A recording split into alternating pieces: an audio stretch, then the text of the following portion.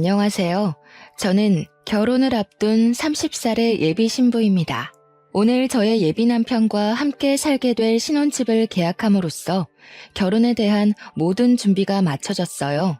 남들은 결혼을 준비하며 많이 싸우고 우울증도 오고 한다던데 저는 모든 것이 너무 순조롭게 잘 진행되어서 그저 행복할 따름이네요. 아무 고민 걱정 없는 제가 이렇게 사연을 보내게 된 이유는 제 옆에 있는 현재 예비 남편이 아닌 2년 전에 만났던 이전 예비 남편에 관한 이야기를 하기 위해서입니다. 사실 저는 2년 전에 결혼까지 약속한 사람이 있었어요.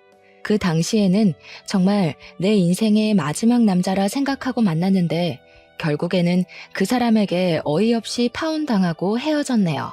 헤어지고 나서는 좀 힘들기는 했지만 지금 보면 그 사람과 헤어져서 더 좋은 남자를 만날 수 있게 된 것 같아요.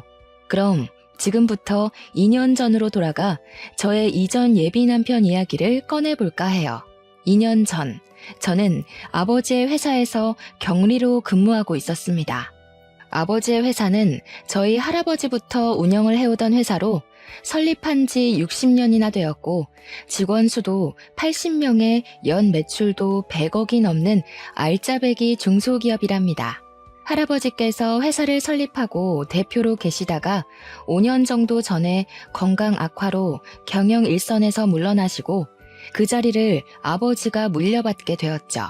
사실 처음에는 아버지의 회사에 들어가지 않으려고 했어요. 왜냐면 아버지의 회사는 화학 관련 회사인데 저는 이쪽은 아예 관심도 없고 전혀 모르는 데다가 회사보다는 사회복지 쪽에 관심이 더 많았거든요. 그래서 화학과를 가라는 아버지의 뜻을 따르지 않고 사회복지학과를 졸업하고 사회복지 관련 센터나 요양원을 차려 운영하려고 했답니다. 그런데 아버지는 유일한 자식인 제가 이 회사를 물려받기를 원하셨어요. 하지만 제가 계속 싫다고 하자 그럼 아버지는 딱 3년만 회사에서 일을 해보고 정말 아니라고 생각되면 그때 제가 하고 싶은 대로 하라고 하셨습니다. 처음에는 말도 안 되는 소리라고 거절했지만 아버지는 사회복지센터나 요양원도 엄연한 기업인데 아무것도 모른 채 멋모르고 운영해서 실패하는 것보다는 아버지 옆에서 3년간 일하며 회사 운영하는 방법을 보고 배우는 것도 좋지 않겠냐고 하시더라고요. 곰곰이 생각해보니 아버지의 말씀이 틀린 말은 아니라서 그 뒤로 아버지의 뜻을 따라 회사에서 일하게 되었습니다. 그러나 회사 일은 역시 제 적성에 맞지 않았어요. 그래도 아버지께 말씀드린 것도 있으니 지루하고 일하기 싫어도 꾸역꾸역 참고 일을 했죠. 그러던 어느 날 회사에 제 이상형에 가깝고 목소리도 아주 멋진 분이 방문했습니다. 그분은 우리 회사 거래처 사장님의 둘째 아들인데 아버지 회사에서 일하게 되었다며 앞으로 잘 부탁드린다고 꾸벅 인사를 하더라고요. 저는 커피 한 잔을 건네주며 이야기를 잠시 나눴는데 나이는 저와 같은 28살에 이름은 홍민호였어요. 잠깐의 시간이었지만 둘 다 아버지의 회사에서 일하고 나이도 같다는 공감대가 있어서 그런지 대화가 잘 통한다고 느껴졌답니다. 그 뒤로 회사 업무를 핑계로 몇 번 통화도 하고 만나서 이야기도 나누면서 친분을 서서히 쌓아갔고 그렇게 몇 달이 지나 우리는 연인이 되었어요. 연애만 할 때는 그저 행복했습니다. 제가 평소에 꿈꿔왔던 이상형이었고 목소리가 너무 멋지고 무엇보다 항상 자신의 의견보다 제 의견을 우선시해 주었거든요. 저는 이 사람과 결혼하면 평생 행복하게 살 수 있을 것 같다는 확신이 들었고 연인 사이가 된 지 6개월 만에 정식으로 부모님께 인사를 드리자고 했습니다. 예비 남편도 저의 생각에 동의해서 먼저 이번 주말에는 우리 집에 먼저 인사를 드리고 다음 주말에 예비 남편의 집에 인사를 드리기로 했어요. 예비 남편이 우리 집에 오기로 한 날 아침이 밝았어요. 우리 엄마는 제가 집에 남자를 데리고 온다고 하자 아주 많이 반가워하시며 새벽부터 일어나 이것저것 음식을 장만하셨습니다. 평소에는 잘 주시지도 않던 생선에 갈비찜에 전복에 각종 나물까지 무슨 잔치상을 차려놓으셨더라고요. 엄마를 도와 상차림이 마쳐지고 얼마 지나지 않아 예비 남편한테 집 앞이니 대문을 열어달라는 전화가 왔어요. 문을 열어보니 예비 남편이 서 있었는데 저는 약간 실망했습니다. 저희 부모님은 친구의 집에 처음 방문할 때에는 작은 음료수나 과자라도 사들고 가는 것이 예의라고 알려주셨는데 예비 남편은 빈손으로 왔더라고요. 여기까지는 사람마다 생각의 차이이고 남의 집에 간다고 꼭 뭐를 사들고 가는 것이 법으로 정해진 것도 아니기에 그럴 수도 있다고 생각했어요. 그런데 결혼을 생각한 사람의 집에 첫인사를 오는데 회사에서 입는 작업복을 입고 온 것이 아니겠어요? 제가 회사에서 일하다가 온 거냐고 물으니 그것도 아니고 작업복이 제일 편해서 그냥 입고 왔다고 하더라고요. 사실 우리가 그동안 만날 때마다 예비 남편은 회사에서 일하다가 와서 작업복을 그대로 입고 만났어요. 어차피 둘이서만 만나는 거고 예비 남편은 아버지의 회사를 물려받을 생각으로 회사에서 먹고 자고 생활하니 그런 부분에 대해 큰 불만은 없었습니다. 하지만 오늘은 엄연히 결혼을 염두에 두고 만나는 첫 자리인데 작업복을 입고 오는 것은 좀 아니잖아요. 게다가 일하다가 온 것도 아니고 그냥 단순히 편하다는 이유로 이렇게 왔다는 것이 저는 이해가 잘 되지 않더라고요. 부모님도 조금 당황하신 눈치였지만 일단 제가 집에 처음으로 데리고 온 남자이니 반갑게 맞이해 주셨습니다. 예비 남편은 엄마가 준비하신 음식을 아주 맛있게 먹었고 엄마는 그런 모습이 보기 좋았는지 이것저것 더 먹으라고 챙겨주시더라고요. 아버지는 거래처 사장님의 아들과 이렇게 연이 닿은 것이 신기하다며 이것도 인연이라면 인연이니 앞으로 우리 회사와 예비 남편의 회사가 서로에게 도움을 주는 좋은 관계로 남았으면 좋겠다고 하셨어요. 그리고 다음 주 제가 예비 남편의 집에 인사를 드리러 가기로 한 날이 되었습니다. 저희 부모님은 그래도 첫 방문이니 뭐라도 들고 가야 한다며 과일 바구니를 준비해 주셨어요. 옷도 그냥 편하게 청바지에 티셔츠를 입고 가려고 했는데 엄마는 첫인사인데 이렇게 입고 가는 것은 조금 아닌 것 같다며 정장 스타일의 원피스를 입고 가라고 하시더라고요. 그렇게 저는 원피스에 과일 바구니를 들고 예비 남편의 집 앞으로 가서 전화했습니다. 그런데 예비 남편이 전화를 받지 않더라고요. 2번, 3번 해도 전화를 받지 않길래 벨을 눌렀더니 예비 남편이 자다 일어난 얼굴로 잠옷을 입고 나왔어요. 오늘 분명히 인사를 드리러 간다고 어제 통화까지 했는데 지금 이 시각까지 잠을 자고 있느라 전화도 받지 못했다는 것이 좀 그렇더라고요. 어찌되었든 예비 남편을 따라 집 안으로 들어갔습니다. 저는 솔직히 지난주에 우리 엄마가 그렇게까지 차려주셨으니 거하게 한 상은 아니더라도 약간의 음식은 준비가 되어 있을 줄 알았어요. 그런데 예비 시부모님은 제가 와도 소파에 앉아서 TV를 보고 계시고 집안은 청소도 하지 않았는지 엉망진창이더라고요. 준비된 음식은 당연히 아무것도 없었고요. 김연이 맞지? 민호한테 이야기 들었어. 어머, 무슨 과일 바구니를 다 사왔어. 우리 집에 과일도 많은데. 일단 그래도 사왔으니 잘 먹을게. 주말에는 원래 쉬어야 하니까 청소도 못했어. 이해하지? 거래처 사장님 딸이라고 들었네. 이렇게 만나게 돼서 반가워요. 그럼 집 구경도 하고 잘 놀다가 가요. 나는 방에 가서 낮잠 좀 자야겠어. 저는 분명히 이 집에 결혼을 생각하고 첫인사를 온 것이었는데 부모님은 제가 그냥 친구로서 놀러 온 것으로 생각했는지 아무 준비를 하지 않으셨더라고요. 뭔가 좀 이상했지만 일단 예비 남편을 따라 집과 예비 남편의 방을 구경했어요. 저는 예비 남편의 방을 구경하다가 혹시 부모님이 오늘 인사하러 온다는 것을 모르셨냐고 물었습니다. 예비 남편은 알고 계셨는데 왜 그러냐고 하길래 저는 그래도 오늘 첫인사라서 집에서 밥이라도 같이 먹으며 이야기를 할 줄 알았다고 말했어요. 우리 집은 원래 주말에는 늦게 아침 먹어서 점심을 잘 안 먹어. 대신에 저녁을 빨리 먹지. 그리고 사실 지금 이 시각은 낮잠 시간이야. 뭐? 그러면 차라리 다른 시간으로 잡지. 왜 이 시간에 잡았어? 나는 그래도 오늘 부모님이랑 이야기도 좀 나누고 할 줄 알았는데. 에이, 그렇게 진지하게 할 얘기가 뭐가 있어? 그냥 집 구경이나 하고 간단히 인사하면 되지 뭐. 안 그래?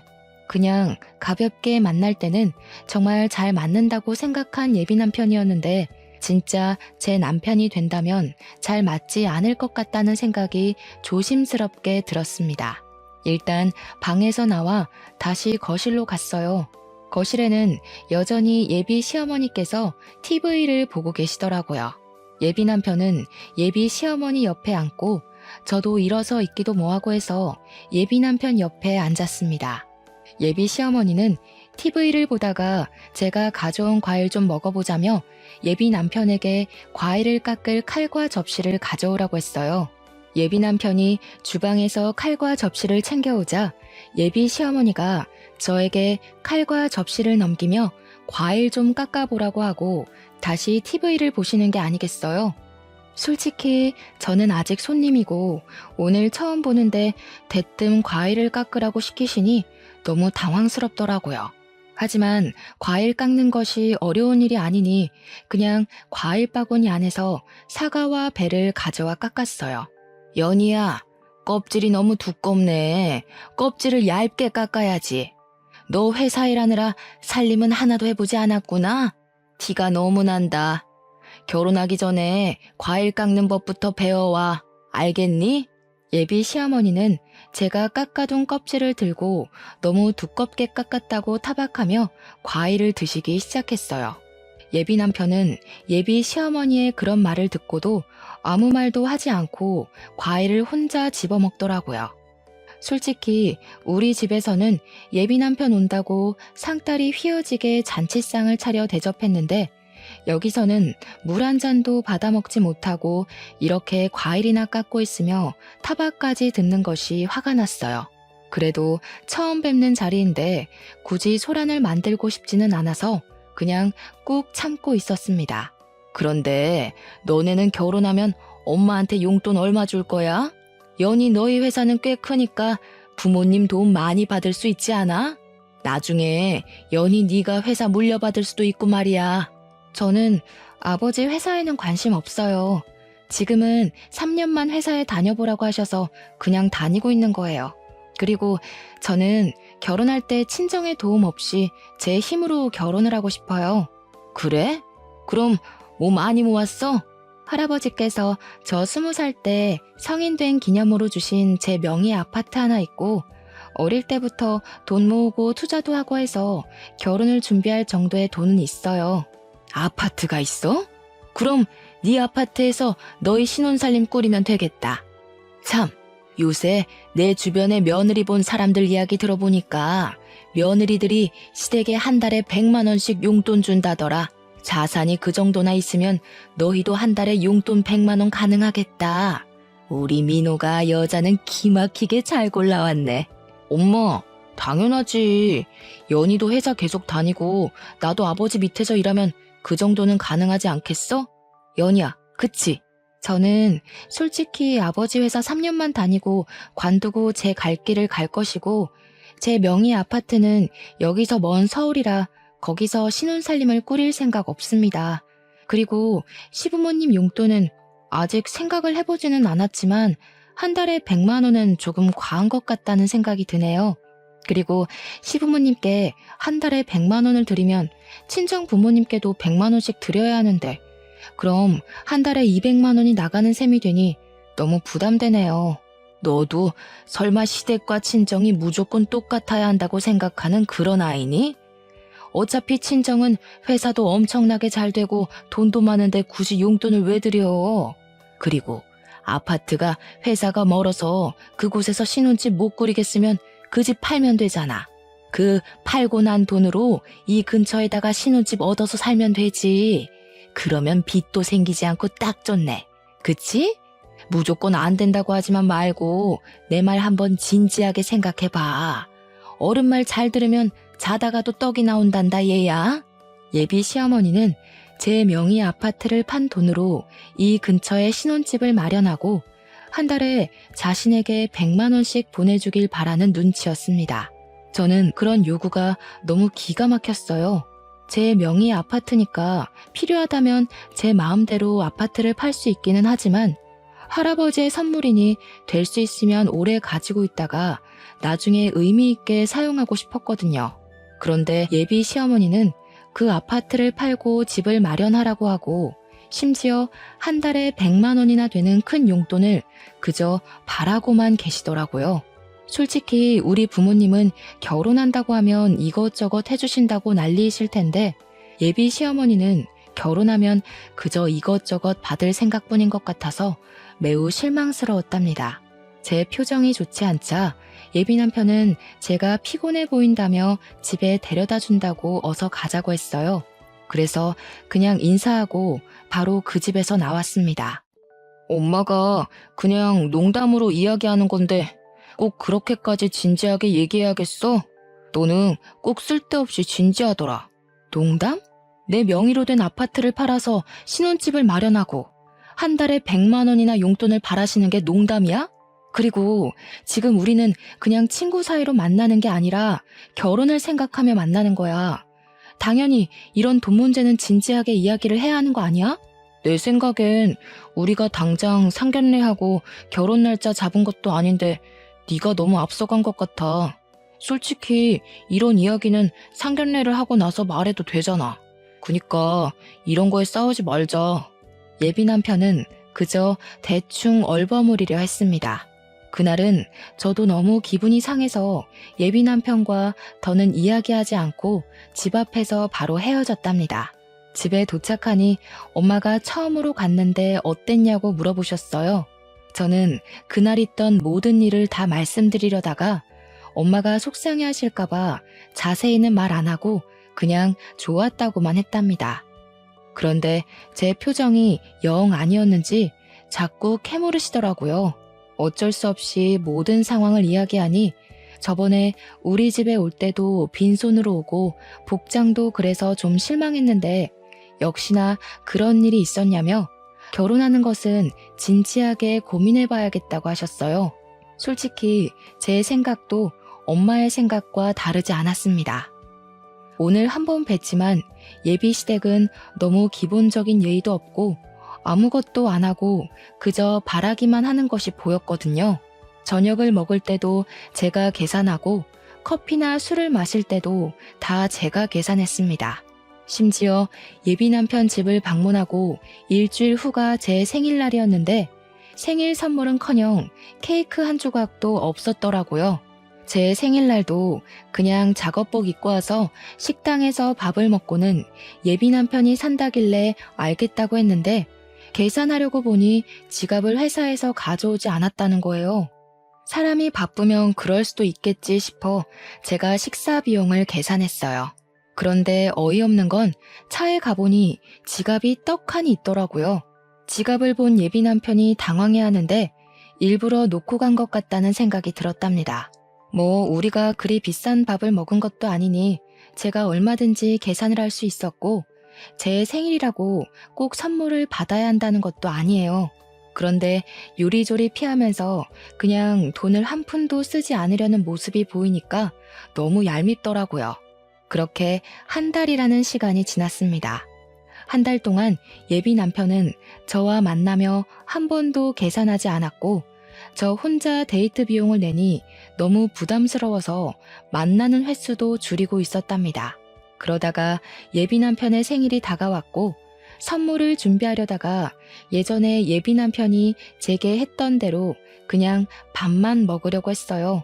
맘 같아서는 저도 똑같이 지갑을 두고 가고 싶었지만 그래도 그건 아닌 것 같아 그러지는 않기로 했네요. 그런데 자신의 생일 일주일 전부터 블루투스 이어폰이 일할 때 필요하다며 자꾸 블루투스 이어폰을 생일 선물로 사달라는 식으로 이야기하더라고요. 저한테 돈을 한 푼도 쓰지 않으려는 예비 남편에게 굳이 블루투스 이어폰을 사주고 싶지는 않았어요. 제가 예비 남편의 엄마도 아닌데 왜 블루투스 이어폰을 사다 줘야 하나요? 그래서 저는 그냥 계속 모른 척하고 예비 남편 생일날 아무 선물 없이 밥만 먹고 헤어졌네요. 그렇게 일주일 정도가 지나 금요일이 되었습니다. 회사에서 일하는데 아버지가 저를 대표실로 부르셔서 들어가 보니 눈물을 흘리시며 퇴근할 준비를 하고 계시더라고요. 무슨 일이냐고 여쭤보니 건강이 좋지 않으셔서 입원해 계시던 할아버지께서 곧 돌아가실 것 같으니 빨리 병원으로 오라고 연락이 왔다는 거예요. 저는 아버지를 모시고 바로 병원으로 갔습니다. 병원에 가니 이미 엄마는 도착해 계셨는데 할아버지는 숨쉬기조차 버거워 보이셨어요.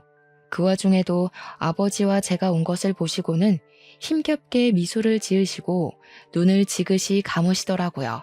그렇게 감긴 할아버지의 눈은 영원히 떠지지 않았답니다. 우리 가족은 고인이 되신 할아버지의 장례 준비를 시작했어요. 빈소를 차리고 영정사진을 준비하고 지인들에게 부고를 보냈죠. 예비 남편에게도 부고를 보내니 지금 바로 장례식장으로 가겠다는 연락이 왔어요. 그리고 전화를 끊고 1시간 만에 예비 남편이 장례식장에 도착했어요. 예비 남편은 먼저 할아버지께 인사를 드리고 나서 우리 가족을 돕다가 늦은 밤이 되어서야 집으로 돌아갔네요. 저는 할아버지가 돌아가셨다는 소식을 듣자마자 바로 달려와서 도와준 예비 남편에게 너무 고마웠어요. 사실 그 전까지만 해도 예비 남편에게 많이 서운했었지만 그런 감정이 모두 다 사라지고 그저 고맙고 또 고마울 따름이었습니다. 그리고 다음날 할아버지의 입관식을 마치고 슬픔에 잠겨 있는데 모르는 번호로 전화가 왔어요. 내 번호 몰랐지? 나 민호 엄마. 그니까 장차 너의 시어머니가 될 사람이야. 다름이 아니고 오늘 오후에 김치 담글 건데 와서 배워. 결혼 전에 시댁에 드나들면서 가족들과도 친분을 쌓고 해야 하는 거다. 저번에 민호 형, 그니까 너의 아주버님도 못 봤잖아. 오늘 와서 인사도 좀 하고 저번에 과일 깎을 때 보니까 살림 솜씨도 영 없는 것 같은데 이참에 와서 살림도 배우고 해라. 민호한테 못 들으셨나 봐요. 저희 할아버지 돌아가셔서 지금 장례식 중이에요. 저 못 갑니다. 알아. 어제 민호한테 들었어.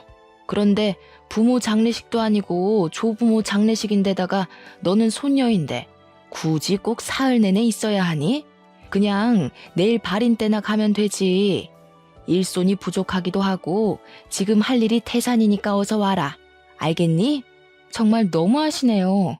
제가 진짜 그 집 며느리도 아니고 설사 며느리라 해도 할아버지가 돌아가시면 시댁에 무슨 일이 있어도 당연히 장례식장에 가야 하는 거 아닌가요? 지금 결혼도 안 한 제가 할아버지의 장례식도 불참하고 고작 예비시댁에 김장하러 가야 할 이유 전혀 없다고 보는데요. 뭐? 너 말 다 했니? 고작 예비시댁? 그리고 김장이 얼마나 중요한 일인데 어떻게 말을 그딴 식으로 하니? 너 정말 못 배워먹은 아이구나. 정말 너무하다. 정말 너무한 건 어머님이시죠.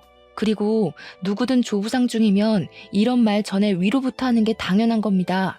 조부상을 당한 것을 알면서도 위로는커녕 김치를 담그러 오라니. 지나가는 사람 붙잡고 물어보세요. 이게 옳은 일인지요? 저는 처음에 예비 시어머니가 김장하러 오라길래 당연히 할아버지가 돌아가신 사실을 모른다고 생각했습니다. 그런데 예비 시어머니는 그 사실을 아는데도 저는 손녀이니 굳이 3일 다 있을 필요가 없다며 김장을 배우러 오라고 하는 게 아니겠어요. 제가 참지 않고 말대꾸를 하자 예비 시어머니는 황당해하면서 더 뭐라고 하려고 했지만 입관식을 할 때 하도 울어서 목소리도 잘 나오지 않고 더는 그런 쓸데없는 말을 들을 필요가 없다고 생각되어 그냥 끊어버렸습니다. 잠시 뒤에 예비 남편한테 문자가 오더라고요. 엄마가 김장할 때는 할 일이 많아서 예민해져 있다며 방금 엄마가 전화로 이야기한 것은 자신이 대신 사과한다고 미안하다고요. 저는 뭐라고 더 따지려다가 장례식 중이라 싸울 기운도 없고 장례식 둘째 날이 토요일이라 손님이 많이 계셔서 그냥 알겠다고 답장하고 말았네요. 그리고 셋째 날 새벽부터 예비 남편이 왔더라고요. 할아버지의 발이 나는 것을 지켜보고 우리 가족이 울고 있으니 손수건을 가져다 주기도 하고 다들 밥을 먹지 못하고 있으니 율무차를 뽑아오는 등 알뜰살뜰히 우리 가족을 챙겨주었습니다. 전날 김장하느라 예비 남편도 힘들었을 텐데 새벽부터 와서 함께 해주니 너무 고마웠어요.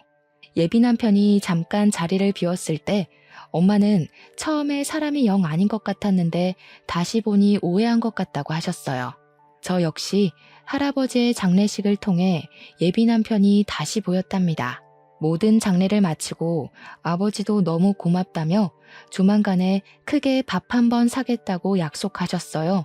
그 후로 부모님은 예비 남편에게 밥을 사줘야 하니 약속을 잡으라고 했지만 예비 남편의 회사 일이 갑자기 바빠지는 바람에 그 뒤로 밥은커녕 데이트도 제대로 못했네요. 시간이 흘러 설날이 다가왔어요. 우리 가족은 명절이 되면 평소에 바빠서 가지 못했던 여행을 가요. 연휴가 길면 해외로 가기도 하는데 이번에는 연휴가 짧아서 제주도로 여행을 가기로 계획하고 이 사실을 예비 남편에게도 이야기했습니다. 제주도? 그럼 설날에 우리 집 못 와? 당연히 못 가지.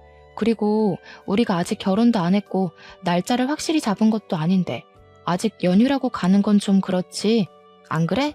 우리 집은 당연히 네가 명절 때 와서 음식도 장만하고 차례상도 같이 준비한다고 생각했는데 어차피 매년 갔던 여행인데 이번 여행은 너만 빠지고 우리 집에 와서 자고 가면 안 되나? 이미 비행기 표까지 다 예약했는데 어떻게 그래? 그리고 내가 명절 때 너네 집 가면 너는 우리 집에 올 거야? 너네 집은 제주도 간다며. 그니까 가봤자 의미가 없지. 될 수 있으면 빠져봐. 이번에 우리 엄마 허리 디스크 와서 음식도 못 하신단 말이야. 너라도 와서 좀 도와드려. 그래야 너도 점수도 따고 하지. 안 돼, 못 빠져. 그리고 어머니가 허리 디스크가 오셔서 음식을 못 하시면 아들인 너랑 형이 도와야지 왜 나한테 와서 도우라고 해? 난 좀 이해가 되지 않네. 우리 어차피 결혼할 사이 아니야? 그럼 집안일 있으면 서로 돕고 하는 거지. 그래서 저번에 너네 할아버지 장례식 때도 내가 가서 도왔잖아. 그럼 너도 당연히 한 번은 도와야 하는 거 아니야? 그래. 네가 할아버지 장례식 때 와서 옆에서 챙겨준 거는 너무 고맙게 생각하고 있어. 그 부분은 네가 시간적 여유가 있을 때 크게 밥 한 번 살게.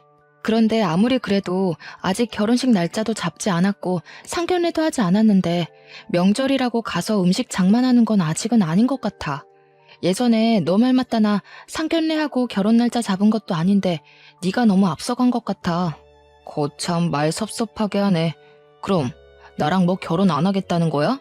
그게 아니고 아직 결혼한 것도 아니고 상견례도 안 한 이 마당에 벌써 너네 집에 가서 며느리 노릇을 하는 건 아닌 것 같다고.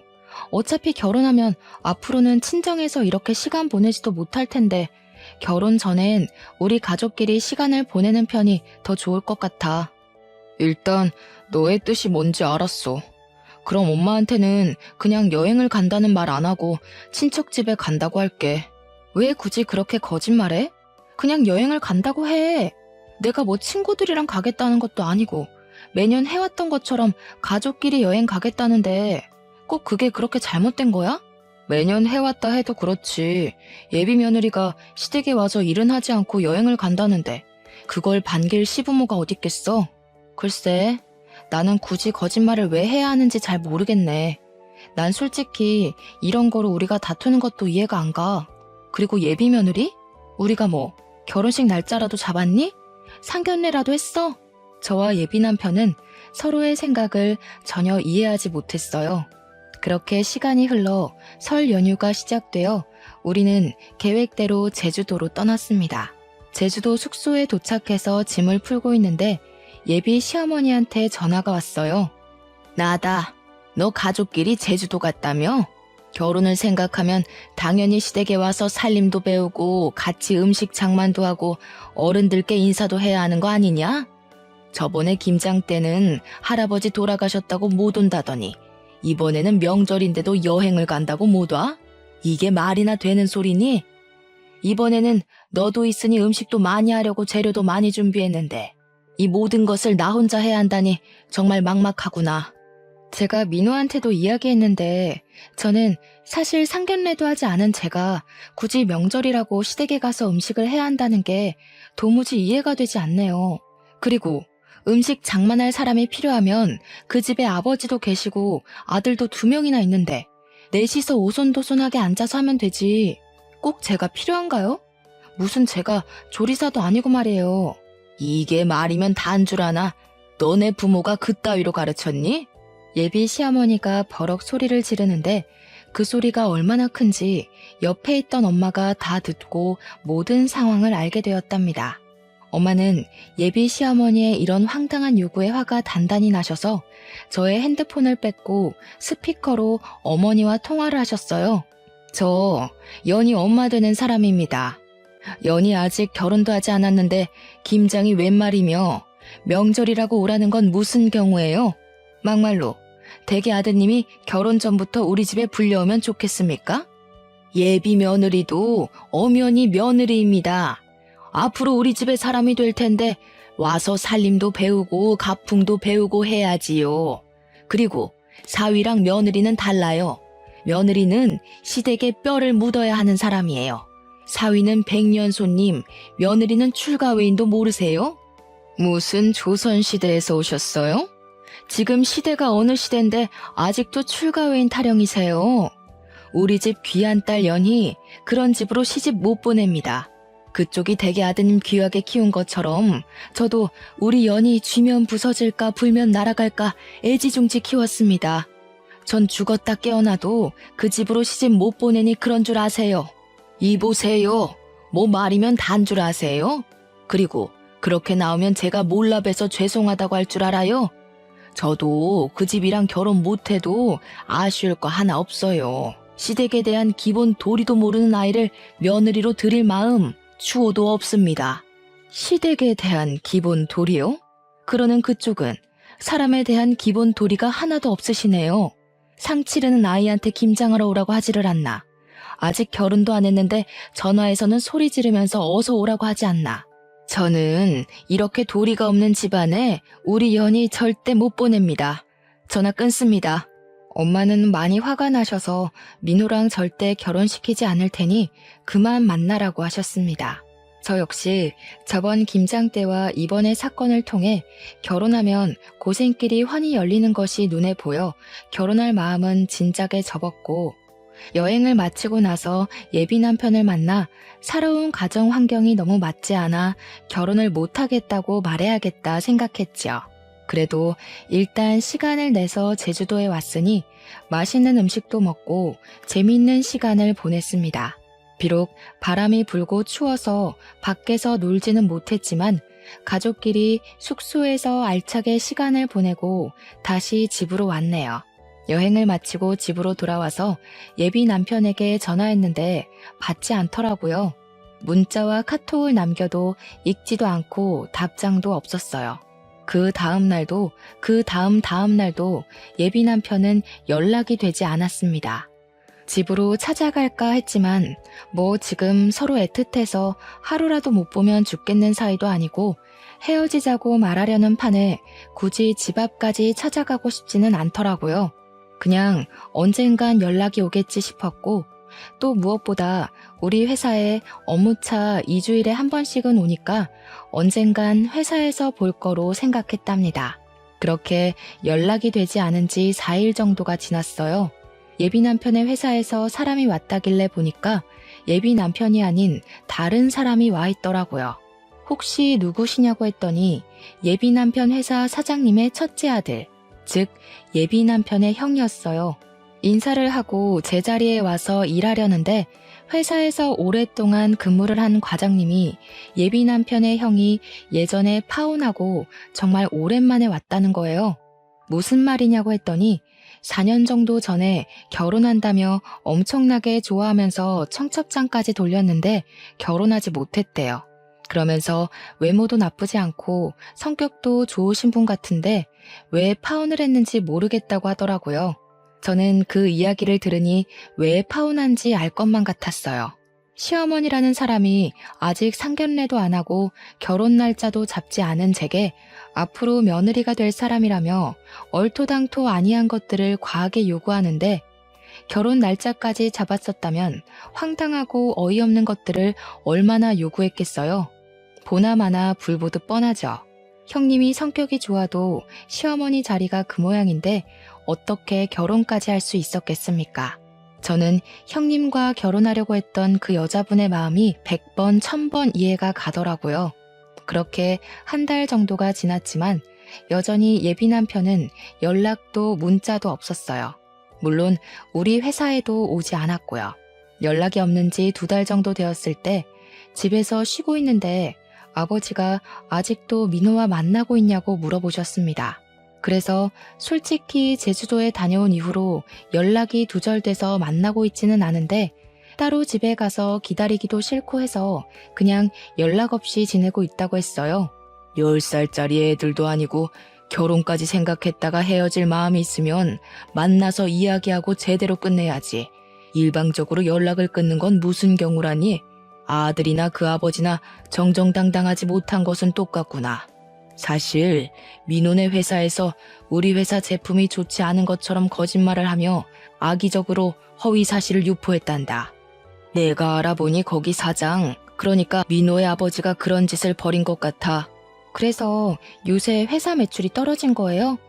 보니까 거래처에서 연락도 많이 안 오고 거래량도 많이 줄었더라고요. 그래.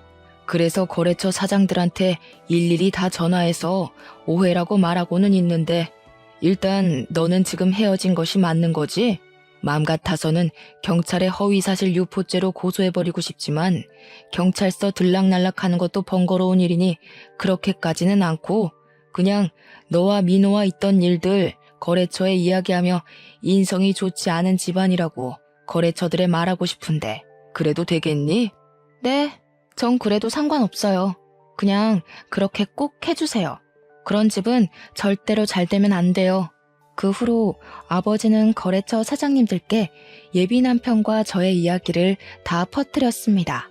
그랬더니 거래처 사장님들은 예비 남편의 회사가 경영도 아주 더럽게 하고 인성도 별로라며 하나 둘씩 예비 남편의 회사와 거래를 끊겠다고 했답니다. 결국 예비 남편의 회사는 매출이 없어 회사가 문을 닫았고 이렇게 회사가 망하고 나니 그제야 예비 남편에게 전화가 왔어요. 야, 너네 아버지 때문에 우리 회사 다 망했잖아. 이게 지금 뭐 하는 짓이야, 치사하게. 오랜만이네. 몇 달 만에 연락했으면 최소한 그동안 잘 지냈냐고 안부 인사 먼저 하는 게 예의 아니니? 먼저 치사하게 나온 쪽이 누군데 우리한테 난리야? 우리 아버지가 무슨 근거 없는 이야기 했니? 우리는 실제 사실을 이야기한 것 뿐이야. 그리고 너는 애도 아니고 헤어진다고 잠수를 타냐? 나 참 어이가 없어서. 아니다. 기본적인 예의도 모르고 바라는 것만 많은 너네 집이랑 시작 전에 이렇게 헤어지는 게 다행이지. 아무래도 우리 집 조상신이 나를 구해준 것 같네. 뭐? 너 어떻게 말을 그따위로 해? 제정신이야? 아무리 그래도 우리 결혼을 생각하고 진지하게 만났던 사이였어. 그래, 우리 결혼을 생각한 사이였지. 그런데 너는 그렇게 잠수 타냐? 지금 우리 거의 3달 만에 연락한 건 알고 있지? 우리가 정말 진지하게 만남을 생각했다면 이렇게 오랫동안 잠적했겠어? 우리는 이제 결혼을 앞뒀던 사이가 아니라 원수보다도 못한 사이가 된 거야. 알겠니? 더는 너랑 내가 할 얘기 없을 것 같은데 끊는다. 차마 잘 지내라는 말은 못하겠다. 안녕. 저는 마지막으로 하고 싶던 말 다 쏟아내고 끊어버렸고 그 뒤로 연락이 오지 않았습니다. 이렇게 저는 파혼했네요. 그 뒤로 한동안은 뭔가 마음이 허해서 회사 일과 공부에만 미쳐서 살았어요. 그 결과 회사에서도 인정받고 컴퓨터 관련 자격증도 따고 영어 실력도 향상되었죠. 그렇게 살다가 회사에서 좋은 대리님을 만났고 그분은 저의 진짜 예비 남편이 되어 결혼을 앞두고 있답니다. 물론 파혼을 한 저의 사연도 다 말했는데 제 상황을 누구보다 안타까워했고 이해해 주었어요. 게다가 제 진짜 시부모님이 되실 분들은 너무 인자하시고 집에 방문하면 하나라도 더 챙겨주시려고 하세요. 정말 저를 딸처럼 생각하시는 것이 눈에 보여서 너무 감사한 마음으로 행복하게 결혼 준비를 하고 있답니다. 연애와 관련된 말 중에 똥차가 가고 벤츠가 온다라는 말 있죠? 아마 한 번쯤은 다들 들어보셨을 텐데 저는 사실 이 말을 싫어했어요. 본인 스스로 벤츠를 살 수 있는 능력을 키우면 되는데 아무것도 하지 않고 벤츠처럼 좋은 남자가 오기만을 기다리는 것 같았거든요. 그런데 똥차를 만나고 허한 마음을 채우려 이것저것 공부하며 스펙을 쌓으니 정말 제 인생에 벤츠 같은 남자가 왔네요. 2년 전 파혼을 겪으면서 한때는 정말 우울하기도 했는데 그래도 지금 생각하면 그때 많이 배우고 내면적으로 성장하게 된 계기가 된 것 같아요. 지금 제 사연을 듣고 계시는 분 중에서도 예전에 저처럼 파혼을 생각하시거나 파혼을 이제 막 경험한 분들도 분명히 계실 것으로 생각합니다. 파혼을 겪었다고 해서 인생을 실패한 것이 아니니 너무 좌절하지 마세요.